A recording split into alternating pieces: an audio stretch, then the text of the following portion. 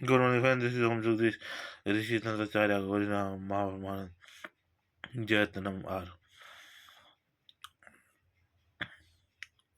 It's a Tantra Satsang. Tantra Satsang. So, what's mostly in Hindi. Okay, say Har Mahakal.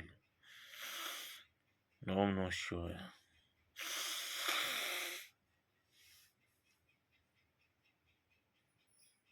Om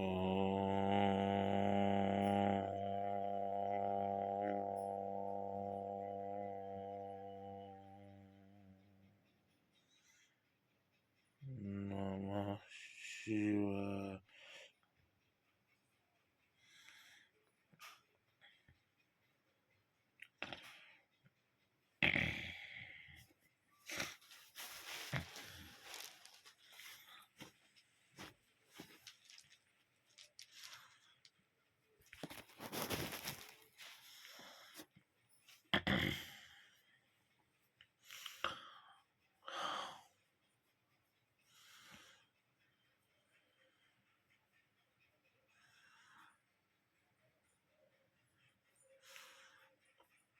दो तीन topic पूरी करूंगा और थोड़ा समय लूंगा। तो पहला टॉपिक में क्या सिलेक्ट करूँ ये सोच रहा हूँ।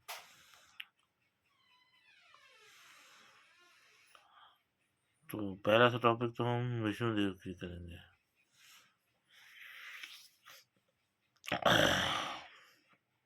तो मुझे पिता होने का एक अवसर प्रदान करते, अवसर नहीं, हकीकत प्रदान करते हैं कि विष्णु भगवान, जिसे मुझे अच्छा लगता है। और हर कोई ये क्यों सोचता है कि जब मैं बोलता हूँ कि मैं ये हूँ, मैं वो हूँ, मैं वो हूँ, मैं ये हूँ, मैंने अभी जैसे कि अगर मैं, मेरे को अच्छा लगता है किसी आइडल को सामने रखे हूँ, उससे बात करूँ, कांटेक्ट करूँ, तो लोगों को लगता है ये क्या है, सब समझने की कोशिश करते हैं। मैं ये नहीं कह रहा कि आप गलत बोलते हो, सब समझने की कोशिश करते हैं, इसमें क्या लॉजिक है यार, इसमें क्या कनेक्शन है कि ये ऐसे कर रहे हैं तो हम भी कर सकते हैं, या तुम सब भी कर सकते हो। मैं किसी को रिस्ट्रिक्शंस में नहीं रखता कि मैं ही सर्वश्रेष्ठ हूँ, मैं कुछ नहीं रखता। मैं बस ये दिखाना चाहता हूँ कि मेरी चेतना उनसे जुड़ी है, वो मेरे को पुत्र होने का गौरव प्रदान करते हैं। तो जो ये लोग है उनका, विष्णुदेव का, तो जो मैं हूँ वो भारी है, मैं अंदर नहीं, वो भारी है। याद रखना कि जो मैं हूँ वो भारी है, दिखावा नहीं, मतलब जो कहते हैं ना कि भारी अस्तित्व, वो भारी अस्तित्व है। और जो अंदर मेरी चेतना है उसमें मैं हूँ सबका, देवों के लिए भी, देवियों के लिए भी, दानव के लिए भी, राक्षस के लिए भी, मानव के लिए भी, और इंसान के लिए भी। इंसान मानव एक ही है, हर जीव जंतु के लिए, मेरे लिए कुछ ना कुछ है, सबके लिए। जैसा मैं हमेशा कहता हूँ, ईच लाइफ। तो इस बात पे प्रकाश डालना था मेरे को, मैं समझाना चाहता था कि भारी मैं में मत जाओ, अंदर जो है उस मैं को पहचानो, उस चेतना को पहचानो। जिस दिन तुम अपने अंदर की चेतना को पहचान लोगे, उस दिन तुम्हें अपना लक्ष्य मिल जाएगा। मतलब आधी जिंदगी तुमने, आधे से ज्यादा जिंदगी या जितनी भी जिंदगी है अपनी, उसमें से वो एक हिस्सा काट लोगे जो तुम्हें आनंद देगा, सुकून देगा। भय तो हर किसी को लगता है। अब भय क्या है? अब समझो तुम सब अच्छे अच्छे काम कर रहे हो, फिर भी सक्सेस नहीं हो रहे। मतलब जैसे मैंने कहा कि ये भारी मैं को मत बचाओ, लेकिन अंतर आत्मा से तुम दुखी हो रहे हो कि मैं सक्सेस नहीं हो रहा, मैं सक्सेस नहीं हो रहा। अंतर आत्मा से दुखी मत हो। वो दुख, वो पीड़ा जो अभी तुम अंदर अंदर घट रहे हो ना तुम्हारी चेतना में, वो तुम्हें उसका फल नर्क वर्क तो हम कहते हैं कि नर्क है, जहाँ हर फैसला होता है, दुख झेलना पड़ता है, ये उन्हीं दुखों का सामना करोगे, वही असंतुष्टि तुम्हारे अंदर रहेगी। क्योंकि तुमने संतुष्टि संतुष्टि पाना सीखा ही नहीं। तुम तो बस इसमें डूबे रहे कि मैं मैं क्या कर सकता हूँ, मैं क्या कर सकता हूँ, मैं क्या कर सकता हूँ। बाहरी संतुष्टि सिर्फ बाहरी दिखावा, अंदर से अगर बाहर के कष्ट है, अंदर संतुष्टि नहीं, और वो कष्ट भी ना हो तो जेलसी, ईर्ष्या, द्वेष, लालच, मोह, कपट, ये सब है। आज की डेट में कौन किसकी मदद नहीं करता। गरीब देखते ही लोग ये सोचते हैं यार पहले इनको दे दो तो हमारा भी अच्छा होगा, लेकिन फिर भी मन संतुष्ट नहीं। फिर भी ये बाहरी दिखावा, कष्ट मेरे भी होते हैं। मेरा तो थोड़ा वेट बढ़ गया है, जिससे मुझे चलने में तो कोई दिक्कत नहीं होती, बैठने उठने में दिक्कत होती है। खैर वो तो मैं साझा कर रहा हूँ आपसे, तो वो बात अलग है। हाँ, तो मैं कहाँ पे था। बस मैं और मैं की चिंता में अपनी चेतना को दुखी करना, जो है उसमें संतुष्ट नहीं।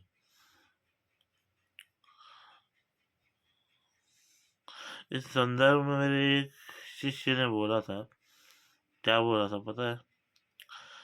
मैंने ऐसे ही पूछा यार कब तक होगा, पता नहीं। उसने बोला होगा होगा।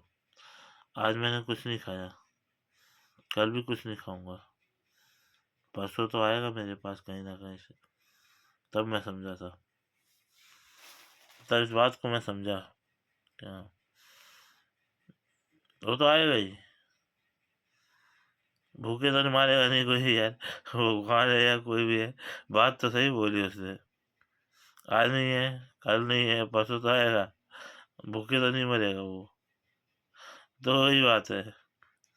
मतलब एक गरीब होके भी, जो मेरे दोनों शिष्य हैं, वो इतने इतने नहीं है ना पढ़े लिखे ना कुछ। एक गरीब होकर भी उनके अंदर ऐसी बात आती है कि भारी मैं में नहीं है वो, अंदर है, अंदर से बोल रहा है क्या हुआ, आज नहीं मिलेगा, कल नहीं मिलेगा, वो देने वाला देगा मुझे परसों, तब तो मिलेगा। बस मृत्यु क्या है, ये मृत्यु क्या है, मृत्यु ये भी भारी है। हम किसी की देख रहे थे "अरे वो पापी था", पर उस टाइम पे हम बोलते नहीं है, बाद में पीठ पीछे बोलता रहता है ऐसा साला उसका ऐसा होना से। भाई वो नए सफर के लिए निकल चुका, उसका एक कदम आगे और बढ़ गया, तुम तो पीछे के पीछे ही हो। वो तो आगे चला गया, अपने जीवन में जो करना था करके चला गया, अच्छा हो या बुरा। लेकिन तुम तो एक कदम पीछे हो फिर भी, तुम तो पहुंचे ही नहीं, अभी का देखो।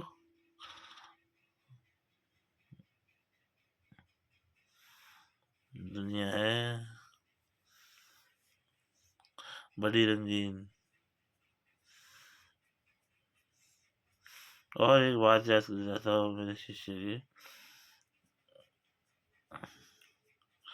बेचारा कॉन्शियस हो गया था। मैंने कहा कि यार बड़े बड़े साधु संत के जो चेले होते हैं, वो पढ़े लिखे होते हैं, ये होते हैं, और वो कहेंगे कि आपने इसी को दीक्षा क्यों दी, ये तो समझ भी नहीं पाते, कुछ नहीं करते।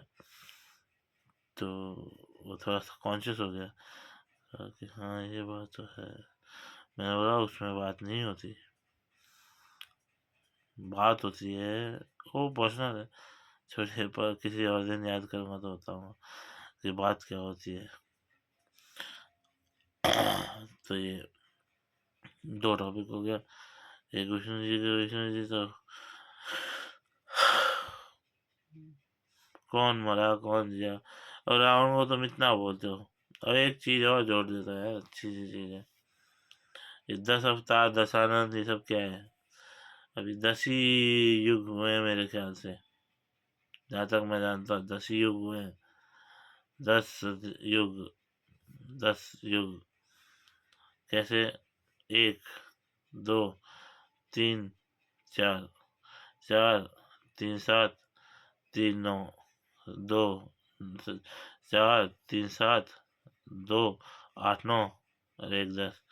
10, बस 10, कलयुग 10। तभी कोई वो किसी ने अपना शास्त्र निकाला होगा तो समझा होगा कि ये सतयुग का विष्णु जी आखिरी अवतार वही लेंगे और इस दुनिया को सही तरीके से चलाएंगे।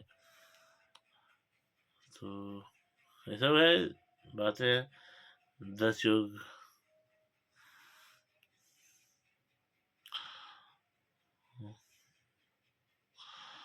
और किसी और आपको क्या सुना सकता हूँ मैं बढ़िया सी चीज़ें? एक तो ये बता दिया, विष्णु जी के बारे में बता दिया। हाँ, वो भी मैंने बताया था, राजा राजा हरिश्चंद्र की बात भी, कि चंद्रघंटा और राजा हरिश्चंद्र यानी मैं ही होऊंगा। ओम भोले। जब भी बोलता हूँ ना मैं हूँगा, मैं चेतना से बोलता हूँ। मैंने बोला ना, ये भारी आडम्बर है, मैं सबका भारी आडम्बर है, अंदर से खोखले हो। हम्म,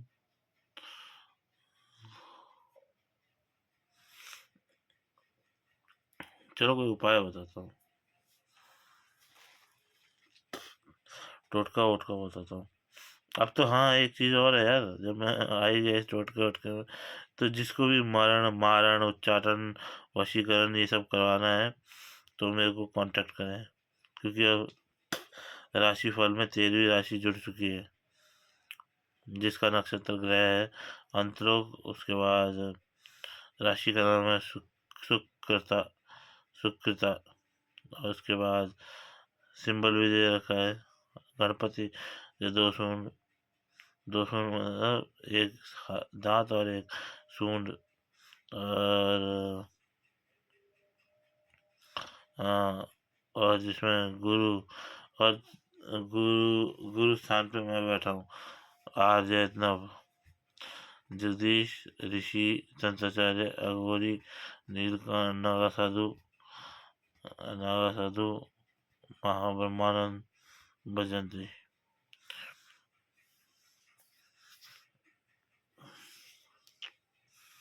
तो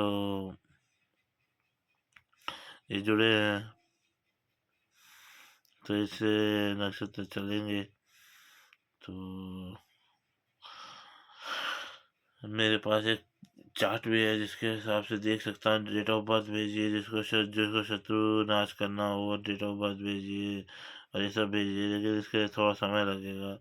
अगले महीने से ही होगा जो भी काम, ये नहीं कि अभी होगा। अगले महीने 5 तारीख के बाद से स्टार्ट हो जाएगा ये सारा कार्य, 5 तारीख से बाद में।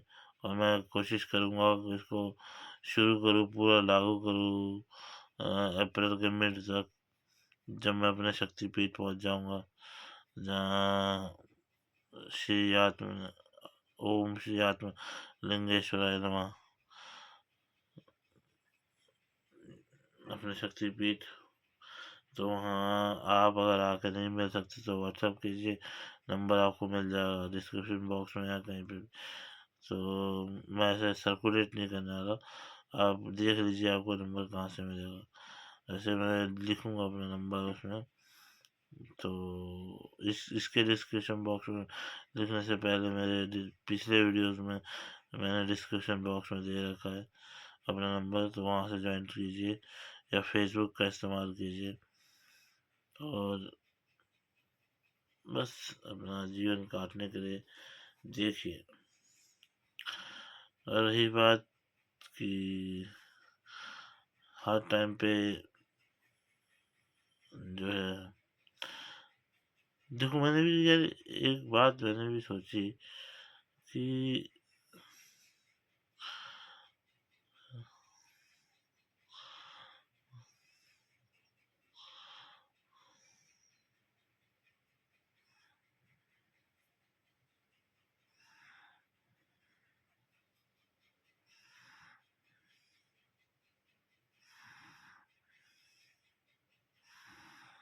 जिसमें क्या कहते हैं, इस नक्षत्र में मैंने वो भी जोड़ रखा है, क्या कहते हैं,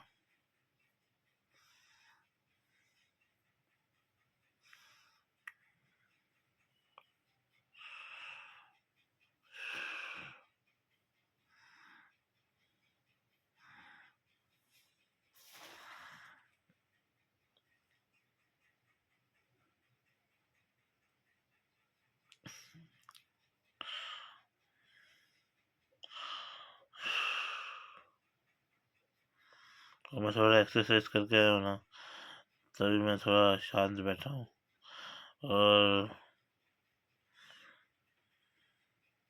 हाँ, say no to drugs and all.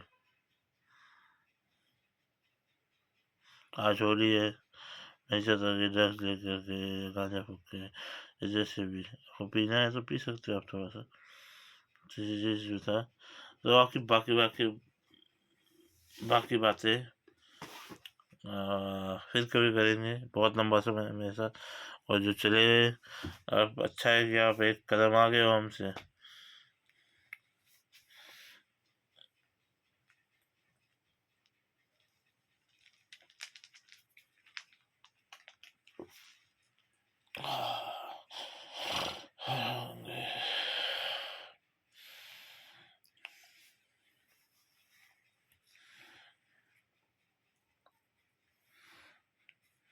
मैंने कहा था आराम करने के लिए मनुष्य योनि को स्वर्ग में मिलता है, तो उसकी भी कोशिश कीजिए।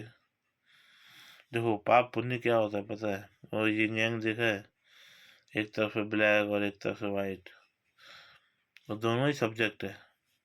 अगर पूरा वाइट हो जाए तो क्या, वो दोनों ही सब्जेक्ट होते हैं। बस हमें इतना नहीं करना चाहिए पाप किसी चीज पे हावी हो जाए। ओवर एक्सिस में हावी हो जाएगा तो वो पाप है। और लोअर एक्सिस में इतना भी पुण्य नहीं करना चाहिए कि वो दूसरे को डिस्टर्ब करके जो शुद्धता है, उस चीज की शुद्धता को खत्म कर दे। इतना भी पुण्य नहीं करना चाहिए। आप समझ गए होंगे। और जैसे कि मैंने कहा था कि क्या कहते हैं, समुद्र में डुबकी लगा ही चुके हो, तो अपने आप विचारों के साथ रहिए। से हर महाकाल तुम्हें आशीर्वाद।